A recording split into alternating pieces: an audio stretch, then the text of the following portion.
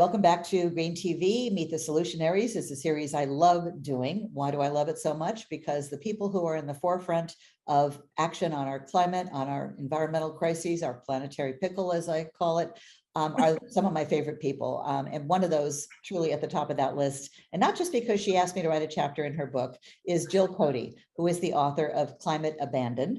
We're on the Endangered Species List. I should get that title right. And that's not her first book. That was the second. The first one, which I have not yet read, but I'm intrigued now, is Be Bold. No, Be Bold America is your radio show. America Abandoned, the secret velvet coup that cost us our democracy. That came out in 2016. So yeah, 6 years ago. And we're going to hopefully have time to dip into that one. But welcome to Green TV. It's so exciting to have you here. Thank you, Betsy. I decided to invite you on now because we do have two twin or parallel crises going, well, more than two, but climate and environment and democracy. Both are in free fall. The sky really is falling and democracy really truly is threatened. I think that should be all too obvious, painfully so to anyone paying attention. So I thought, who better than to address these maybe connected crises? How did we get here? Is you, Jill. So thank you. Let's do democracy second, just because right now the climate issue is, well, it's always forefront of my mind, but, you know, as we have Build Back Better stalled and so many, you know, members of the Republican Party keeping their heads in the sand and refusing to wake up and smell the carbon, despite Senator Sheldon Whitehouse, my hero, and probably one of yours as well. How many speeches has he given on the Senate floor? 200 and something. And he even a year ago, just about exactly a year ago, after Biden was inaugurated, he decided it was time to hang up that practice of once a week giving a speech on climate, whether there was anyone there or not listening, watching, because he really thought, okay, now with all the, remember in the first few days of the Biden administration, it was incredible. It was like one good move after another. We were so traumatized after 4 years of Trump and we were so hopeful, but he just started those talks up again because things have clearly not moved forward and are seemingly stuck in limbo. So just want to get your thoughts on, you know, how is it possible that one man, Joe Manchin and Kristen Sinema and 50 Republicans or so can really not be seeing what is such an urgent and clear and present danger. And that is what's happening even faster than climate scientists had predicted in terms of our atmosphere really being in free fall and all the very extreme examples of that, beginning with the weather, but not ending with the weather. Well, I think democracy and the climate crisis are interconnected. If we don't have democracy, we can't do anything about the climate crisis. So we look at democracy and see what's happening in this country. And to be honest, I don't know how democracy is going to survive when one party and a two-party system has abandoned it. And therefore, they've also abandoned humanity because they were never proponents or activists for the climate crisis to begin with. They have sold their soul to the fossil fuel industry many, many, many years ago, and they can't change now. They are too embedded in that. But I thought democracy, at least the Democratic Party and our country would be able to do something until the Republican Party decided to abandon democracy as well. So they abandoned humanity a long time ago. But now they've abandoned democracy and we're a two-party system and we only have one party that is fighting for democracy. And yet we have people in that party who are also corporatists. And so we have a few people such as Manchin and Sinema that are corporatists that are doing what their donors are asking of them. And we have such a slim margin in the Senate that we are actually paralyzed in being able to do anything. You know, you say the Republicans abandoned climate. I'm not sure the Republicans ever acknowledged it, you know, as a whole, talking about political, quote, leadership. There were a few great exceptions. Bob Inglis, who famously ran on saying that climate change is real, we need to do something, and lost. And it's believed because of that position, that radical position of his. And, you know, there's so many I mean, John McCain and Newt Gingrich, you know, they believed it once and then they didn't. And I don't know how you unsee it once you see it, but there's not too many others I can really point to who at any time really said this is real. Then there's of course Jim Imhoff, who I think is retiring now. No loss there. No more snowballs being tossed on the Senate floor, showing that, oh, you know, it's cold. But what are you talking about? Well, it's so frustrating when they confuse weather with climate. And it's just so frustrating when you see snowballs thrown. And that was an exact example of climate change, where California was having a drought. We weren't getting the water we needed, and the East Coast was getting too much. That's what changed. And it just was such a abhorrent vision on the floor. Yeah, and we have to talk about this because, of course, the chapter that I contributed was all about media abandoning the climate issue if they ever took it on. And I talk a lot about, you know, how mainstream news media, certainly they've gotten better, and particularly newspapers, magazines, but the broadcast networks are still really barely covering it, thinking they're covering it, but it's really just the tip of the melting glacier. But really, I want to talk about the right-wing media machine and how they have echoed the lies. And we saw it with COVID, and there was a appropriate, you know, hue and cry about that, public outrage and even an attempted lawsuit, but not the same with climate. And they've been lying, because I've been on Hannity's show off and on over 20 years. Other than that, I don't watch it or listen to it. How could I? But this is not a new phenomenon where they are downplaying, diminishing, outright denying that climate is real, denying the science. And we saw the same, it was the same playbook, you know, the same playbook, the same page on COVID.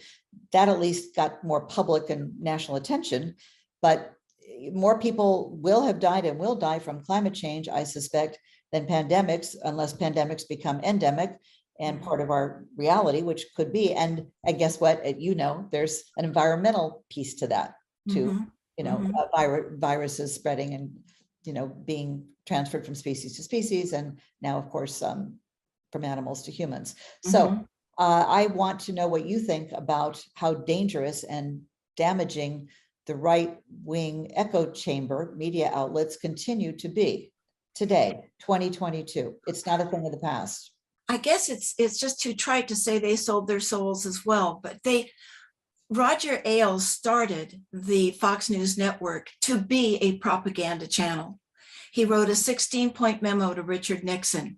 It was a new medium back then. He saw the how useful television could be in getting the right-wing message out, and he wrote a 16-point memo to Nixon saying we need a Republican state network to get the right-wing message out. And of course, we already know that the message was whatever corporations want, they get. Whatever the wealthy want, they get. And Nixon had his own problems, so that didn't happen. But Roger Ailes didn't stop, and he found Rupert Murdoch very happy to, with his billions, to fund the right wing. And it is never meant to be an honest network, Fox News.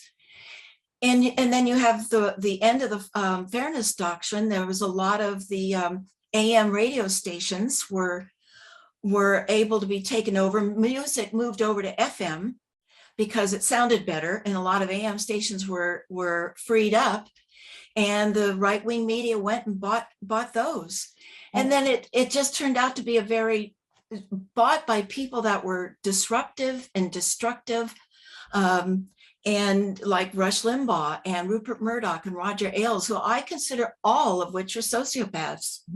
And Hannity and Tucker Carlson now, and Joe Rogan, who yes, his friend just spread disinformation about COVID and climate change and gets paid $200 million to do it. Yes. Spotify. That and the Fox hosts just mentioned are also getting paid tens of millions of dollars a year to deliberately deceive the American public on life and death issues, which is why, you know, quite a few people I know, probably you too, call it the death party, the death cult party, because they seemingly want people to die from climate crises, emergencies, extreme weather, from not getting vaccinated, from not wearing masks. Well, I don't think they care. There isn't any, they just don't care. The amount of money that is generated by stoking people's outrage going for their amygdala, their lizard brain, the reptile brain, Alien brain. the amount of money that can be made at keeping people, as I said, outraged and grievance, that they have how many houses? Tucker Hannity, I think, has one of his houses on an island. They are not going to stop the money machine. So whatever keeps bringing it in, they're going to talk about. And now that the Republican Party has been taken over by an anti-democratic fascist movement, a white supremacy fascist movement, then that's what they're going to stoke. Be afraid, be very afraid, be afraid of them, be afraid of those, and until people are aware that they're being manipulated for profit, and that's the only purpose of Fox News, is for profit. It's not news. News is a propaganda term right in the name. But outright lying, that is what they're doing. And they do it shamelessly. They do it again with a lot of rewards. And it is costing lives every day. And are you surprised at how many Americans have been duped, drank the Kool-Aid, to use an expression, that are not more discriminating in terms of their, I don't know, is it lack of education? Why are so many Americans so vulnerable to misinformation? Well, I'm asking that question, but they stoke fear. Yes, well, I actually was surprised. Not fear about the climate crisis, which could be the end of humanity and civilization, but fear of liberals, tree huggers, people like us, radical, environmentalists like ourselves. And people, they whip up this, and it's anti-Biden, just like it was anti-Obama, and they will do and say anything to make sure that these Democratic administrations fail at any cost, including, their kids' future. Well, the Constitution talks about the loyal opposition. When a party is out of power, as right at the moment the Republicans are, they are to be the loyal opposition. Well, they are really the disloyal opposition. They are relegated to power and performance art now. I mean, the Republicans have no platform. They have no positions that help anyone. There's no legislation that they've written, managed through the House, managed through the Senate, gotten through the president. I mean, I don't think anybody can think of one piece of legislation other than tax cuts for the uber wealthy that they have managed. Governing isn't anything of interest to them, and I was surprised because I was surprised by how many people would be manipulated by fear, by their fear. And I guess I shouldn't be, but that's what they go for, the outrage and the fear and the sense of grievance that somebody else has got something that I should have. And Reagan did that with his welfare queen in a pink Cadillac. I mean, the media searched everywhere for this person, but it was just something to stoke the grievance back in the 80s about somebody getting something that you deserve. Oh. And the product of doubt, as we know, the product of confusion, as we know, works. It worked for the chemical industry, then it worked for the tobacco industry. It worked for, obviously the climate crisis, and now it's working for autocracy. Yes, and the insurrection and Republicans daring to call that, that was no big deal. Can you imagine if it had been, radical Democrats who stormed? That's part of normalizing. That's part of normalizing violence, which is a fascist strategy. And normalizing of disinformation. I mean, Trump famously, mentally ill people, I've seen it, project onto others what they're feeling, what they're doing. Yes. So that's exactly, they call us one thing and it's exactly it. So not to get too far down the rabbit hole into politics, because I do want to get to our poor climate, which never gets enough attention and certainly should here on Green TV. But I just have to say, talk about, hypocrisy and disloyal. Have you noticed that they're now like defending Putin and blaming Biden for what's going on? Like, didn't they win in part because they called us socialists and communists? That's what they called me when I went on Hannity's show. And somehow they're in bed with, they're like supporting, justifying Putin's behavior? Like, Well, it's just to be contrary, it's to be anti-democratic, because they are now an authoritarian party. They are not a legitimate democratic party in a two-party democracy. So since they've become an autocratic party, they're going to support autocrats.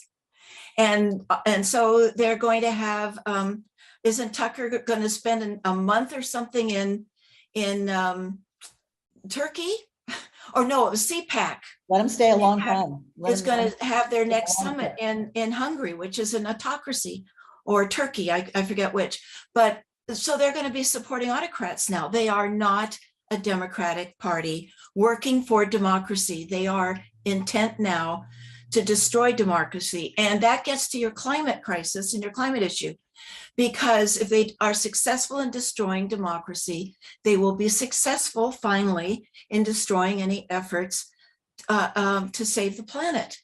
And that's what I meant, that a long time ago they abandoned humanity by ignoring everything about the climate crisis, the climate emergency, and the route of getting anything done about it would be through a democratic process, funding and legislation, and they don't want any of that. So it's a very serious and worrisome and concerning situation we find ourselves in right now. And even under the Obama-Biden administration, we saw gridlock, and we saw, the obstacles that frankly the Republicans put up every time Obama and the Democrats tried to pass legislation. Like, since when is infrastructure a controversial issue? They've just politicized everything from climate to COVID. So we saw kind of like political gridlock turn to complete and utter dysfunction, and black is white and up is down and night is day, to the point where everyone's confused, and they're playing. That's the point. Isn't that how Hitler got started? I mean, it's just like dictatorships. That's the point. Oligarch. And that's what I mean about the GOP has just got performance art now. That's all performance art. The lies, the positioning, the confusion. It's just they've have absolutely no intent to help this country or the people in it in any way. Their intent is to make the rich richer, and they're on the side of the rich, and to stay in power to do that. But average Republicans are not rich. Why aren't they revolting? Well, they've longed, after 40 years since Reagan, they've been down the rabbit hole for a long time with Fox News. 2 decades of Fox News, three of right-wing media. I mean, it's just. It really was a vast right-wing conspiracy. Yes, it really was. And the whole thing was, is they also labeled the regular media as the liberal media, and the liberal media isn't liberal. They're run by corporations. Believe me. So trying to get climate and environmental news on, they're run by corporations. Exactly. Right. And who's on the boards of those corporations? A lot of them were the Koch brothers. So, there never was liberal media. That was all, again, messaging. And that leads to the messaging, the lack of messaging that the Democratic Party has. I am very concerned that they don't talk the same way that gets to the emotions of people. We think that facts and truth are going to win the day. And when we've seen the last 40 years that they don't win the day, emotions and outrage and alternative facts are winning the day. And I'm very concerned about the Democratic Party's ability to message, and to message about the climate crisis and about what is happening to our own country and what new issues are coming up, like humidity.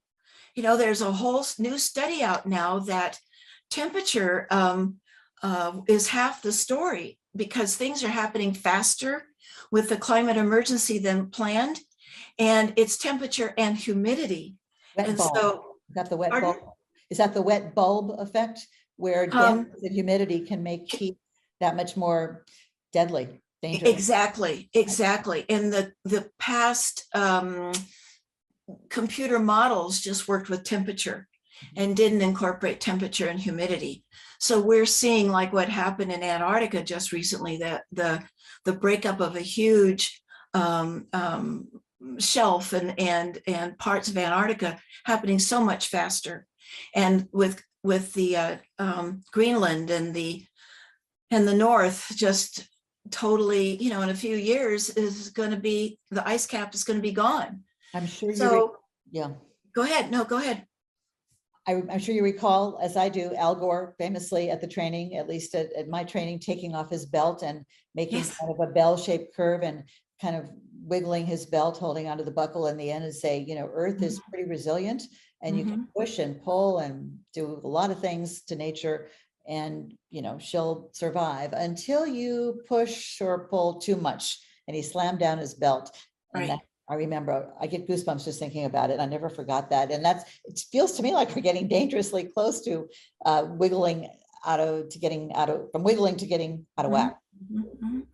Well, I forget the organization now. It's in the Climate Abandoned book, but they said that between now and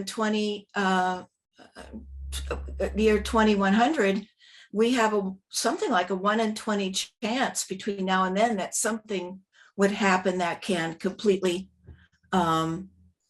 destroy our environment.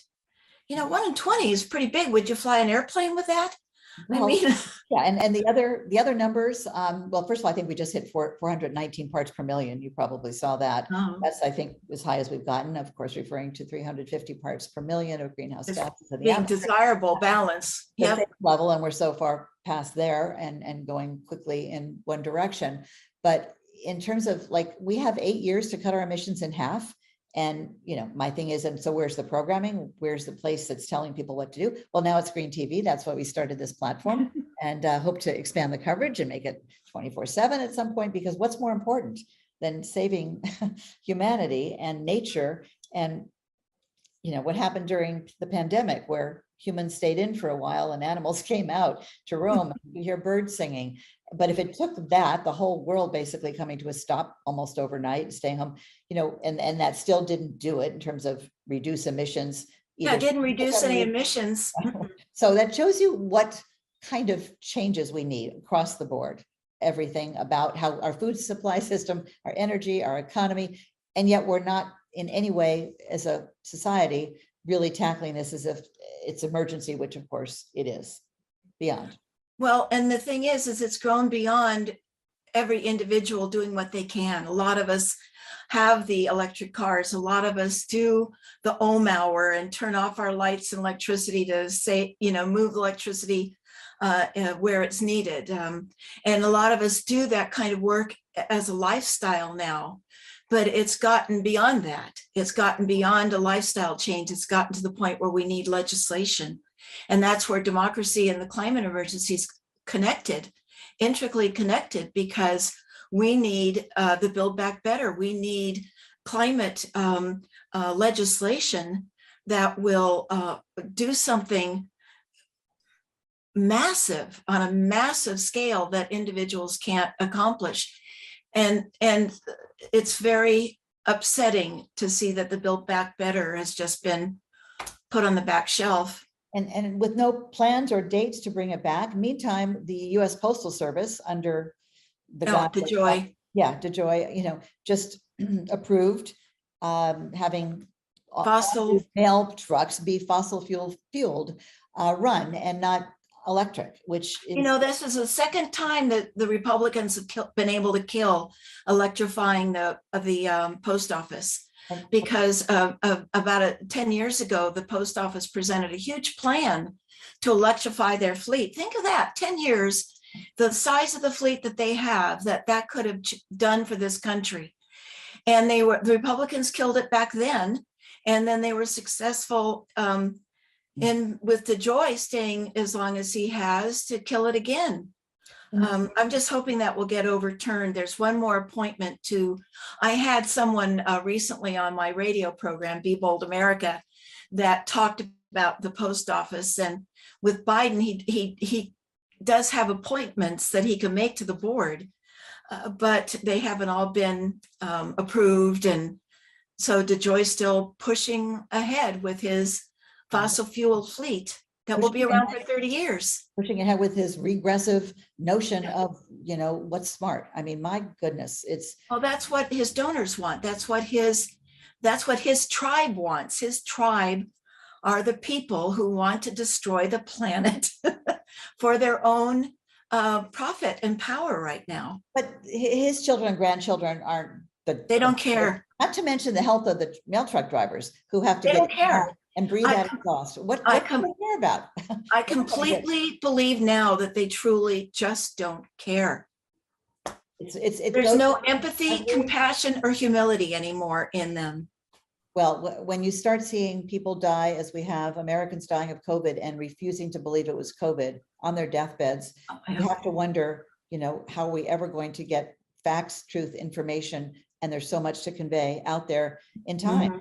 How do you not get completely discouraged? Because I have both a lot of hope, as I know you do, but the fact that Build Back Better is stalled, like if you don't get it now, the need for that, and well, the voting rights, even if that passed, it's still not enough in terms of what we really need. That's right.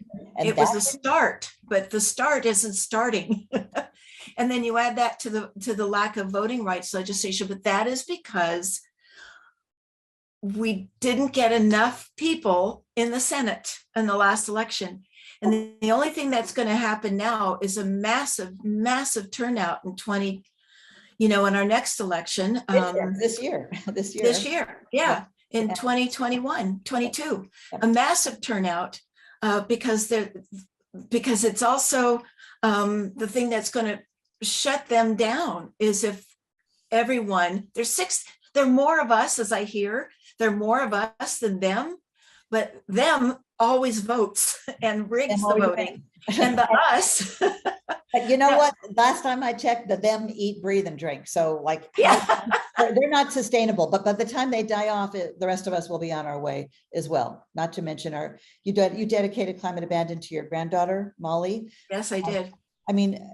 My daughter's engaged to be married this year and hopes to start a family the following year. I'm sure like you like me, have just so much trepidation about what should be the joyous possible, passage in life. Because what is a child but a hope for the future? And right now, I'm very concerned because look what we've seen in our lifetime. And a baby born now or 5 years ago when Molly was, what they'll see in their lifetime, I think is going to be incomprehensible. When I read about, by the end of, by 2100, it's going to be all over, if not sooner. And I do the math and how old my daughter will be, her future, hopefully children. It's like, oh my God. And one last thing about just the voting process. I'm sure you also agree that if we could just get more Americans truly, fully aware of the threat and how it's coming for everybody, nobody is safe. How could they vote for somebody who doesn't believe in science, who doesn't believe in climate change? That's what we've needed. And that's where I really, fault the mainstream media for not doing an adequate. That's right. And that's a rational opinion, but the people that vote for the Republicans aren't rational anymore. They have been fed the outrage and fed the grievance for decades now. We're not just talking the 2 decades of Fox News. We're talking since the Reagan. But one thing that I try to do in both my books, America Abandoned, Climate Abandoned, and also my radio show, Be Bold America, is we talk about keep, stop, starts. What readers or listeners can keep doing, stop doing, and start doing. Because nobody can sit on the sidelines anymore. Everyone has to be active at some level. Maybe you turn the TV off 1 hour a week and dedicate that 1 hour a week to swing left and write postcards to those helping those Democratic parties in red states to change their composition, their representatives or their senators. There's so much that people can do. They just need to decide to do it. And talking like we're doing now isn't doing. So I think sometimes people confuse, well, I've talked about it, I think about it, and they think they've done something. That's called the knowing doing gap, by the way, the knowing doing gap. And to realize that you talking and thinking about it is great. You got to start there and you got to educate yourself first, and then you need to act. And there's so many organizations that that are out there that people can join, that people can be part of, and every person can make a difference. And the one hopeful thing that I hang on to is you can't predict the future. There's always one person. We never saw Greta Thunberg show up before her, but there she is. And she's doing what she can. We never know what the future is going to bring. And there can be a breakthrough, an individual, maybe something happens with our government that the mass of people do come out and we have a larger Senate majority because people realize that we can't count on Manchin and Sinema. We need to give the Democratic Party more representatives. So I'm always hopeful that there's going to be something in the future that will change the tide. That's what I hope too, and that's why I keep going. And Yeah. one thing that people can do, Climate Abandoned, we're on the Endangered Species List, is coming up on its 3rd anniversary. It was released, I think, right around Earth Day, and it is a really nice compilation. Tell us briefly how you decided to put this together, and if somebody really wants to go deep, or not even, they're short chapters, so you don't have to invest a lot of time. It's Right. you read, you just pick the subject matter, the aspect of climate change that you're most interested in or curious about. So you have different authors contributing their area of expertise. Well, it really, the roots of it was our training with Vice President Al Gore. And I did the presentations, and then I also started seeing what was happening with our democracy. So I kind of moved over to write my first book. But I had always thought about writing and doing something with climate. And so Climate Abandoned, we're on the Endangered Species List. Since I'm not an expert on all the fields and it touches so many, I just put out an announcement to the Climate Reality Project, and I got people responding to offer chapters. And it turned out to be, well, as you can see, it is a huge book. It's a huge book. It won many awards. And you and everyone in it should be very proud. But we even have a chapter on archaeology, what's happening on our coasts and how that's affecting our indigenous people's history and the oceans and ice and zombie myths. What are those myths that never die? That, like the one with Inhofe and with throwing the snowball. We don't have any climate problem because look, there's snow. Well, if there wasn't any snow at all, we'd all be dead. So that's, it's frightening to think about that. So it just was something that it was an extension of my commitment that I gave to Al Gore years ago. It's really nicely put together. I have to say, I dug into it last night just to see the other chapters, because I admit I wrote mine, turned it in, and got excited when it came and have talked about it, in some of the interviews I've done on national television. But I haven't read the book and I want to read it now. You've got some great subjects and you really organize it nicely, where each chapter is like 5 pages and you can read it in 10 minutes, 15 minutes, and raise your eco IQ. So some of the things that we can encourage anyone watching to do: listen to your radio show, Be Bold America. It's in Santa Cruz on the Santa Cruz station, public radio. It serves the California Central Coast, but it's also a podcast. So people can get it from Apple, Google, Spotify, all the podcast platforms. Wonderful. And of course, we want our viewers to subscribe to Green TV. We're looking to get up to 1,000 subscribers. When we do, we can start doing live streaming and more programming. So anyone who's interested in learning more, there's so many good ways to find it. But this book in particular, you can, like I said, do in bite-sized pieces, time-wise. And also your interviews are great. I was lucky enough to be on your show, I think, a year or so ago. Thank you.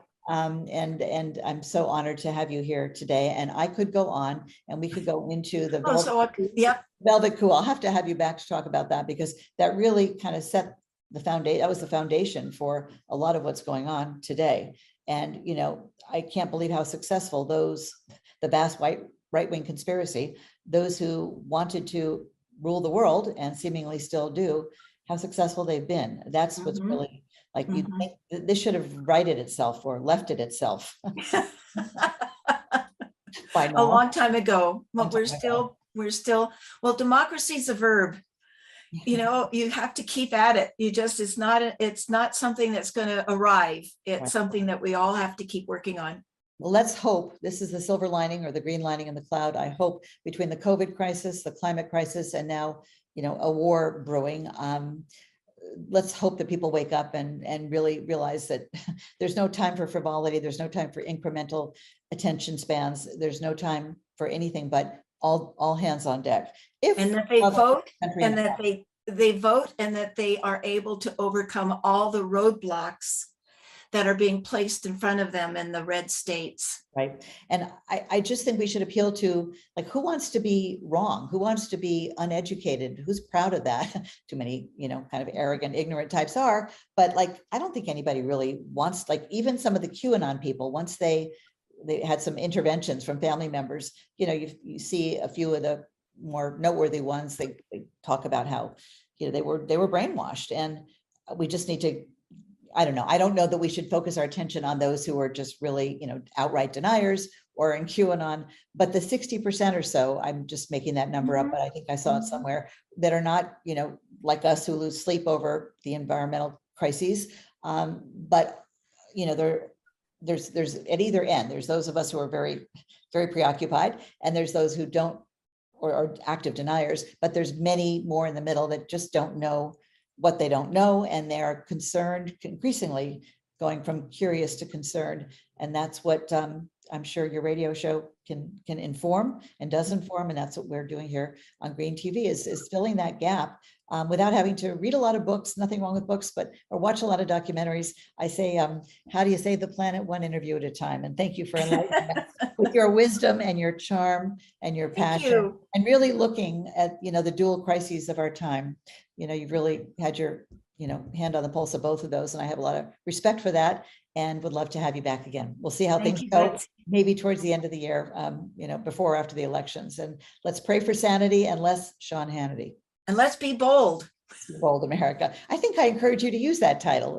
I think you did. Yeah, I love it. I love you being bold, and I love that term. And we all need to be a lot more bolder and louder. And as Catherine Hayhoe says, talk about it. But as you say, talking is not enough. But we have to start there, and we have to now act where they are, and let them know why you're concerned and what they can do in a way that they can hear it. And yeah, all that has to happen yesterday. Thank you.